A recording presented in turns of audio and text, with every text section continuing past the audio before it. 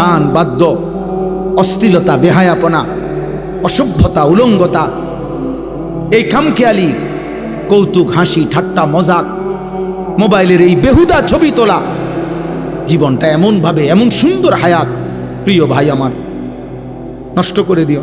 আমার মাঝে মাঝে মন চায় তোমার থেকে কুদ্দুর সময় আমি যদি হাওলাত নিতে পারতাম, আমারে যদি তোমার থেকে কুদ্দুর দিতা, আমার ভীষণ দরকার।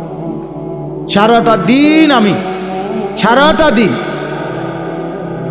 রাত 3টা 4টা পর্যন্ত দৌড়ের উপরে থাকি, ব্যস্ত থাকি, নিজের সময় দিয়ে আমার মনে হয় যেন আমি কুলাইতারি না। আমার যদি কেউ তার থেকে কুদ্দুর সময় হাওলাত দিত, প্রায় আমার এটা মনে হয় যে আমি কারো কাছ থেকে একটু সময় পাইতাম, আমার একটু উপকার হতো। তাইলে এই জন্য অনুরোধ করছি আমরা, আজকের এই কিশোর ভাই, নওজোয়ান ভাই, আমি 2টা আয়াত শুধু তর্জমা বলি, তাইলে আমার কথা শেষ। আল্লাহ তাআলা এখানে বলছেন, মক্কার একজন কুরাইশ, নজর ইবনে হারেস, কাফের সর্দার, সে নবীজির দিবানিশি বিরোধিতা করত। তো বিরোধিতার ক্ষেত্রে মক্কার সব বিরোধিতাকারীরা নিজেদের মধ্যে আলাপ করত যে আমরা যে যাই বিরোধিতা করি মুহাম্মদের, সে যখনই লোকদের সামনে তার এই কোরআন পড়ে, মানুষগুলোর দিল নরম হয়ে যায়, আস্তে সে দুর্বল হয়ে যায়, কালেমা পড়ে মুসলমান হয়ে যায়।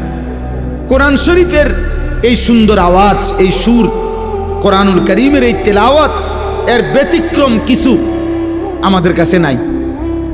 তখন এই মক্কার কুরাইশ কাফের নজর ইবনে হারেস, সে ব্যবসার জন্য গেছিল ইরান, মানে পারস্য, ইরান দেশে। ওইখানে গিয়ে সে ব্যবসা করার ফাঁকে একটা জিনিস দেখছে। কি?